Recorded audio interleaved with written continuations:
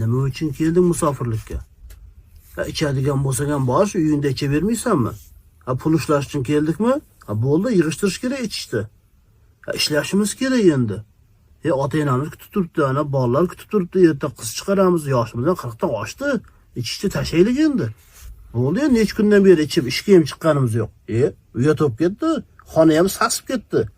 Hozir bolalar eshitsa jalba qilyapti. Yana nima kerak senga? Qachon tashiysan ichkilikni? To'xta bo'ldi. Necha kundan beri o'zi ichyapmiz. Necha kundan beri ishga chiqqanimiz yo'q. Ha. To'xta, bitta shartim bor lekin. Qanaqa? Ertaga ishga aniq chiqamiz.